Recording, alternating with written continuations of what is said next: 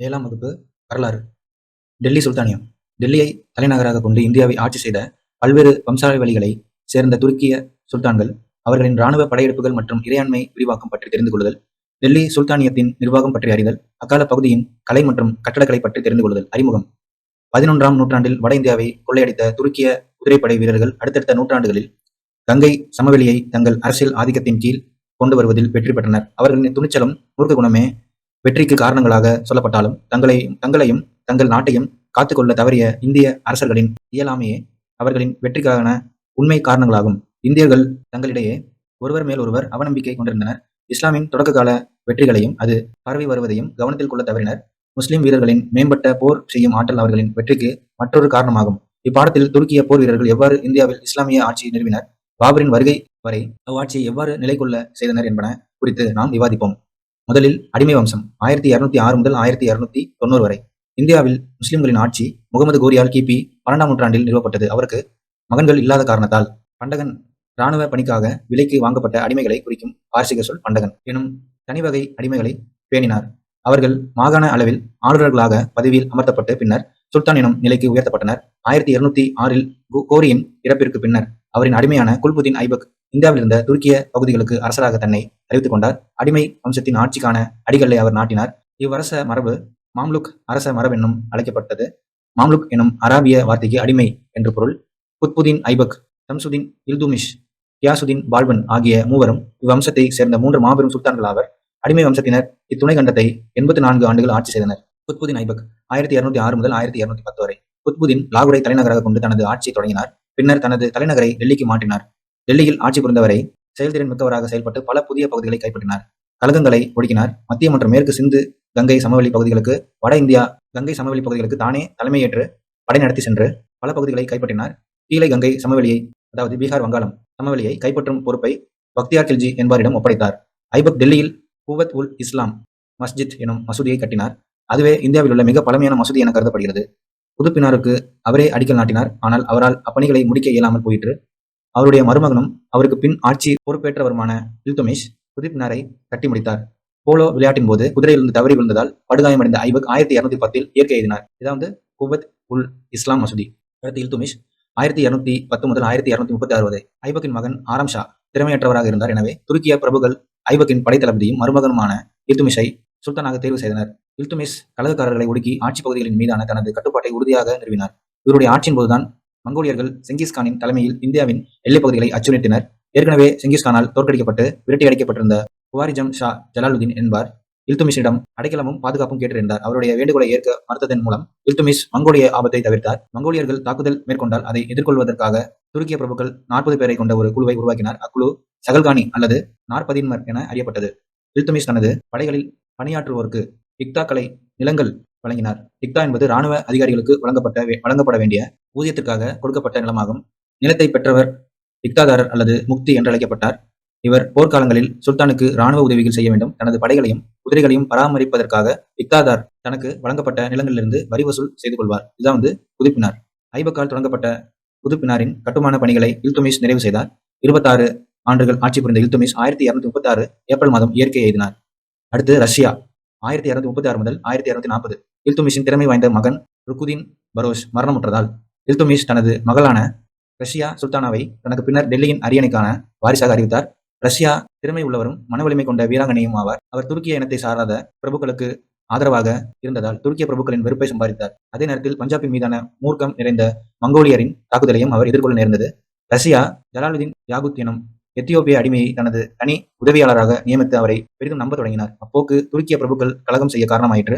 அவருக்கு எதிராக துருக்கிய பிரபுக்கள் செய்த சதியால் 1240இல் ரஷ்யா கொலையுண்டார். கியாசுதீன் பால்பன் 1266 முதல் 1287 வரை. ரஷ்யாவிற்கு பின்னர் வலிமை குன்றிய 3 சுல்தான்கள் ஆட்சி புரிந்தனர். அவர்களுக்கு பின்னர் கியாசுதீன் பால்பன் அரசாலும் பொறுப்பேற்றார். நாற்பதின்மர் என்றறியப்பட்ட துருக்கிய பிரபுக்கள் குழு அவரோடு பகைமை பாராட்டியதால் அவ்வமைப்பை பால்பன் ஒழித்தார். தனது ஆட்சிக்கு எதிராக சதி செய்வோரையும் இடையூறாய் இருப்போரையும் கண்டறிய ஒற்றர் துறை ஒன்றை நிறுவினார். அரசு அதிகாரத்திற்கு கீழ்ப்படியாமை எதிர்த்தல் போன்றவற்றை கடுமையாக கையாண்டார். பால்பனுக்கு எதிராக கலகம் செய்ததால் வங்காள மாகாண ஆளுநராக இருந்த துக்ரில் கான் கைது செய்யப்பட்டு கொல்லப்பட்டார். தனது எதிரிகளான மீவாட்டை சேர்ந்த மியோக்கள், வடமேற்கு இந்தியாவை சேர்ந்த ராஜபுத்திர முஸ்லிம் இனத்தினர் போன்றோரிடம் கருணை இல்லாமல் நடந்து கொண்டார். இருந்தபோதிலும் மங்கோலியர்களுடன் இணக்கமான உறவை பராமரிப்பதில் கவனத்துடன் செயல்பட்டார். செங்கிஸ்கானின் பேரனும் ஈரானின் மங்கோலிய வைஸ்ராயுமான குலகுகான் என்பாரிடமிருந்து மங்கோலியர்கள் சட்லஜ் நதியை கடந்து படையெடுத்து வரமாட்டார்கள் எனும் உறுதிமொழியை பால்பன் பெற்றிருந்தார். இது பால்பன் கல்லறை. மங்கோலியரின் தாக்குதலிலிருந்து நாட்டை பாதுகாப்பதற்காக பால்பன் பல கோட்டைகளை கட்டினார்.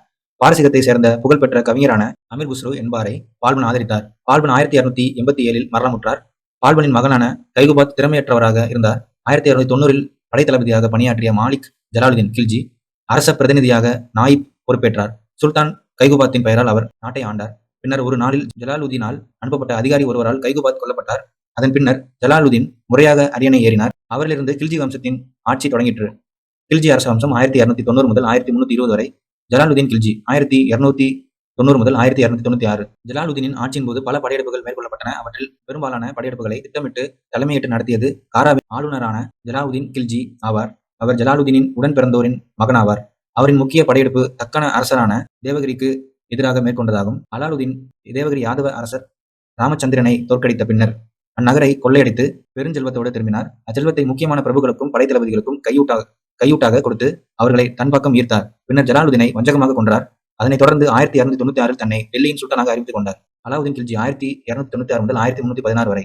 அலாவுதீன் டெல்லி சுல்தானியத்தை ஒருங்கிணைத்து உறுதிப்படுத்தினார். பஞ்சாபில் மங்கோலியர்களுக்கு எதிராக ராஜஸ்தானிற்கும் குஜராத்திற்கும் எதிராக என அவருடைய படையெடுப்புகள் பாராட்டுக்குரியனவாகும். தனது வட எல்லைகளின் பாதுகாப்பை உறுதி செய்து கொண்ட பின்னர் தனது தலைமை தளபதி மாலிக் கபூரை 1310 தென்புலத்தின் வெகு தொலைவில் உள்ள மதுரை வரை படையெடுக்க பணித்தார். தக்கான அரசுகளான தேவகிரி யாதவர்கள், துவார சமுத்திரத்தின் பொய்சாளர்கள், வாரங்கல் காகதியர்கள், மதுரை பாண்டியர்கள் ஆகிய அனைவரும் அலாவுதீனின் மேலாதிக்கத்தை ஏற்றுக்கொண்டனர். சித்தூர் சூறையாடல் 1303. சித்தூரில் ராஜபுத்திர படைகளை அலாவுதீனின் படைகள் திறனடித்த நிலையில் தோல்வி அடைந்து விடுவோம் என்ற சூழலில் கோட்டைக்குள் இருந்த ஆடவரும் பெண்டிரும் தங்களது படையை மரபின்படி ஜௌஹர் எனப்படும் சடங்கை நடத்தினர். இதன்படி ஆடவர் கோட்டையை விட்டு வெளியேறி போர்க்களத்தில் மாழ்வர், பெண்கள் தீயில் புகுந்து தங்களை மாய்த்துக் கொள்வர். இதுதான் சித்தூர் கோட்டை. அலாவுதீனின் படையெடுப்புகளைப் போலவே அவருடைய அரசியல் நிர்வாக சீர்திருத்தங்களும் பாராட்டுக்குரியனவாகும். டெல்லியை சுற்றியுள்ள வேளாண் நிலங்களை முறையாக அளந்து செய்த அவர் ஒரு குறிப்பிட்ட அளவிலான நிரந்தர வரியை விதித்தார். வரிகளை வசூல் செய்யும் பணியை ராணுவ அதிகாரிகளிடம் ஒப்படைத்தார். இந்த நிர்வாக மாற்றத்தால் உள்ளூர் தலைவர்களும் குறுநில மன்னர்களும் காலகாலமாக தங்கள் அனுபவித்து வந்த உரிமை இழந்தனர். டெல்லியிலும் ஏனைய இடங்களிலும் முகாமிட்டிருந்த தனது படை பிரிவுகளுக்காக கட்டாய உணவு தானிய கொள்முதல் முறையை அறிமுகம் செய்தார். கொள்முதல் விலை சுல்தானால் நிர்ணயம் செய்யப்பட்டது. வரியாக வசூலிக்கப்பட்ட தானியம் அரசாங்க பண்டக சாலைகளில் சேகரித்து வைக்கப்பட்டது. தனது புதிய சட்டத்திட்டங்கள் நடைமுறைப்படுத்தப்படுவதை உறுதி செய்து கொள்ள ஒற்றர்களை நியமித்தார். அவ்வொற்றர்கள் நேரடியாக சுல்தானிடம் நிலைமைகளை தெரியப்படுத்தினர். அலாவுதீன் 1316 இயற்கை எழுதினார். அவருடைய வழித்தோன்றர்கள் அதிகாரத்தை தக்க வைத்துக் கொள்வதில் தோல்வியுற்றதால் கியாசுதீன் துக்ளக் என்பவர் அதிகாரத்தை கைப்பற்றி துக்ளக் அரச வம்ச ஆட்சிக்கு அடிக்கல் நாட்டினார். துக்ளக் அரச வம்சம் 1320 முதல் 1414 வரை. கியாசுதீன் துக்ளக் 1320 முதல் 1324 வரை. அலாவுதீன் கில்ஜியின் இறப்பை தொடர்ந்து ஏற்பட்ட அரசியல் குழப்பத்தின் காரணமாக டெல்லி சுல்தானியம் பல பகுதிகளை இழக்க நேரிட்டது. அவற்றை மீட்பதே கியாசுதீனுக்கு பெரும் பணியாக அமைந்தது. கியாசுதீன் துக்ளக் தனது மகன் ஜூனாகானை வாராங்களுக்கு எதிராக போரிட அனுப்பி வைத்தார். ஜூனாகான் வாராங்கல் அரசர் பிரதாபருத்ரனை வெற்றி கொண்டு கொள்ளையடித்த பெருஞ்செல்வத்தோடு ஊர் திரும்பினார். இச்செல்வத்தை கொண்ட கியாசுதீன் துக்ளக் டெல்லிக்கு அருகே துக்ளக்பாத் எனும் புதிய நகரை நிர்மாணம் செய்ய அடிக்கல் நாட்டினார். இருந்தபோதிலும் அலாவுதீன் தனது மாமனாரை வஞ்சகமாக கொன்றது போலவே ஜூனாகானும் தனது தந்தையை கொன்று கைப்பற்றியதாக சொல்லப்படுகிறது. ஜூனாகான் முகமது பின் துக்ளக் எனும் பெயரோடு 1325 அரியணை ஏறினார். முகமது பின் துக்ளக் 1325 முதல் 1351 வரை. முகமது பின் துக்ளக் மிகவும் கற்றறிந்த மனிதர். ஆனாலும் அவர் குரூரம் நிறைந்தவர் ஆவார். அலாவுதீன் நாடுகளை கைப்பற்றினார், கொள்ளையடித்தார். அவ்வரச குடும்பங்கள் தன்னை சார்ந்திருக்குமாறு செய்தார். அதற்கு நேர்மாறாக முகமது பின் துக்ளக் இத்துணை கண்டம் முழுவதையும் தனது நாடாக மாற்ற கனவு கண்டார். தனது இறையாண்மையை விரிவு செய்வதற்கு வசதியாக தனது தலைநகரை டெல்லியிலிருந்து நாட்டின் மையப்பகுதியில் இருந்த தேவகிரிக்கு மாற்றினார். தேவகிரியின் பெயரையும் தௌலாபாத் என மாற்றினார். தனது திட்டம் தவறானது என முகமது பின் துக்ளக் உணர்ந்ததால் மீண்டும் டெல்லிக்கே திரும்புமாறு அனைவருக்கும் ஆணையிட்டார். சுல்தானுடன் டெல்லி திரும்பிய மொராக்கோ நாட்டு பயணியான இவன் பதுதா டெல்லியை அடைந்தபோது அது காலியாக கைவிடப்பட்டதாக ஆனால் குறைந்தளவு மக்களுடன் இருந்தது என குறிப்பிட்டுள்ளார். அலாவுதீன் நிலவரியை தானியமாக வசூல் செய்யும் முறையை பின்பற்றினார். துக்ளக் நிலவரியை உயர்த்தியதோடு அது முதல் நிலவரி பணமாக வசூலிக்கப்பட வேண்டும் என ஆணை பிறப்பித்தார். அது பஞ்சகாலங்களில் பெரும் இடர்பாடுகளை ஏற்படுத்தியது. போதுமான அளவுக்கு நாணயங்களோ புதிய நாணயங்களை வெளியிடும் அளவுக்கு வெள்ளியோ கைவசம் இல்லை என்பதை அறிந்து கொண்ட துக்ளக் செப்பு நாணயங்களை அடையாள பணமாக வெளியிட்டார். வெகு விரைவில் கள்ள நாணயங்கள் பெருகுவது அன்றாட நிகழ்ச்சியானது. இதன் விளைவாக ஒட்டுமொத்த வருவாய் நிர்வாக முறை சீர்குலைந்தது. வெளிநாட்டு வணிகர்கள் வியாபாரத்தை நிறுத்தியதால் வணிகம் பாதிப்புள்ளானது. சுல்தான் செப்பு நாணயங்களை திரும்ப பெற்றுக்கொண்டு அதற்கு மாற்றாக தங்க வெள்ளி நாணயங்களை வழங்க வேண்டிய நிலை ஏற்பட்டது. அதனால் அரசு திவாலானது. தோவா பகுதியில் முகமது நிலவரியை உயர்த்தியதன் விளைவாக விவசாயிகளின் கிளர்ச்சிகள் வெடித்தன. அவை கொடூரமான முறைகளில் அடக்கப்பட்டதால் விவசாயிகள் வேளாண்மையை கைவிட்டனர். அதன் விளைவாக அடிக்கடி பஞ்சங்கள் ஏற்பட்டன. முகமது பின் துக்ளக் சுல்தானாக 25 ஆண்டுகள் ஆட்சி புரிந்தார். இந்த நீண்ட ஆட்சி காலத்தில் பல மாகாண ஆளுநர்களின் கிளர்ச்சிகளை அவர் எதிர்கொள்ள நேர்ந்தது. அவுத், முல்தான், சிந்து ஆகிய மாகாணங்களில் ஆளுநர்கள் சுல்தானுக்கு எதிராக கிளர்ச்சி செய்து தங்களை சுதந்திர அரசுகளாக பிரகடனம் செய்து கொண்டனர். தென்னிந்தியாவில் பல புதிய அரசுகள் எழுச்சி பெற்றன. துக்ளக்கிடம் முன்னர் படைவீரராக பணியாற்றிய பாமினி என்பார் தௌலதாபாத்தையும் அதை சுற்றி கைப்பற்றப்பட்ட பகுதிகளையும் சுதந்திர அரசாக அறிவித்தார். அவரது பெயரிலேயே அது பாமினி சுல்தானியம் என அழைக்கப்பட்டது. கிபி 1335 மதுரை தனி சுல்தானியமாக உருவானது. 1346 வங்காளம் சுதந்திர அரசானது. துக்ளக் 1351 மார்ச் 23 மரணமடைந்தார். இது துக்ளக் பேரரசு. டெல்லியிலிருந்து தௌலதாபாத் செல்ல 40 நாட்கள் நடந்தே செல்ல வேண்டும். பெரும்பாலான மக்கள் தௌலதாபாத் புறப்பட்டு சென்றனர். சிலர் ஒளிந்து கொண்டனர். அவர்கள் கண்டுபிடிக்கப்படுகையில் அவர்களில் ஒருவர் பார்வையற்றவராக இருந்தபோதும் மற்றொருவர் பக்கவாத நோயாளியாக இருந்தபோதும் கொடூரமான தண்டனைக்கு உள்ளாக்கப்பட்டனர். 8 அல்லது 10 மைல் அளவு பரவியிருந்த அந்நகரை பற்றி ஒரு வரலாற்றறிஞர் அனைத்தும் அளிக்கப்பட்டன. நகரத்தின் அரண்மனைகளில், கட்டடங்களில், புறநகர் பகுதிகளில் என எங்கும் ஒரு நாயோ பூனையோ கூட விட்டு வைக்கப்படவில்லை எனும் அளவுக்கு முழுமையாக பாழானது என குறிப்பிட்டுள்ளார். பிரோஸ் ஷா துக்ளக் 1351 முதல் 1388 வரை. முகமது பின் துக்ளக்கை தொடர்ந்து கியாசுத்தீனின் இளைய சகோதரரின் மகனான பிரோஸ் அரியணை ஏறினார். அவரால் கிளர்ச்சிகளை அடக்கவும் இயலவில்லை. பிரிந்து சென்ற மாகாணங்களை மீட்கவும் முடியவில்லை. தென்பகுதி மாகாணங்களை மீண்டும் கைப்பற்றுவதிலும் அவர் ஆர்வம் காட்டவில்லை. தக்கான பிரச்சனைகளில் தலையிட வேண்டும் என கேட்டு பாமினி இளவரசர் விடுத்த அழைப்பையும் ஏறத்தாழ 1365 அவர் ஏற்க மறுத்துவிட்டார். சூஃபி ஞானிகளுக்கும் ஏனைய மத தலைவர்களுக்கும் பிரோசி தாராள மனத்துடன் பரிசுகள் வழங்கி கௌரவித்து அவர்களின் அறிவுரைகளுக்கு செவிமடுத்தார். ஏழை முஸ்லிம்களுக்கு உதவுவதற்கான அறக்கட்டளைகளை நிறுவினார். கல்லூரிகள், மருத்துவமனைகள், மசூதிகள் ஆகியவற்றை கட்டினார். பல மனிதாபிமான நடவடிக்கைகளையும் அவர் மேற்கொண்டார். மனிதாபிமானமற்ற கொடூரமான தண்டனைகளை ஒழித்தார். இஸ்லாமிய சட்டங்களால் அங்கீகரிக்கப்படாத வரிகளை ரத்து செய்தார். விவசாயிகளின் கடன்களை ரத்து செய்தும் பல நீர்ப்பாசன கால்வாய்களை வெட்டியும் வேளாண்மையை மேம்படுத்தினார். 1200 புதிய தோட்டங்களை உருவாக்கிய அவர் அலாவுதீன் கில்ஜியின் காலத்தை சேர்ந்த 30 பழைய தோட்டங்களை புறணமைத்தார். பிரோசாபாத், ஜான்பூர், ஹிசார், பிரோஸ்பூர் ஆகிய புதிய நகரங்களையும் அவர் நிர்மாணித்தார். சுல்தானியத்தை கட்டிக்காக்க அமைதியான முறையில் பல முயற்சிகளை அவர் மேற்கொண்டார். இருந்தபோதிலும் பிரோசா துக்ளக்கின் இறுதி நாட்கள் மகிழ்ச்சி நிறைந்தவையாக இல்லை. அவருடைய மகன் முகமது கான் தந்தைக்கு எதிராக கிளர்ச்சி செய்தார்.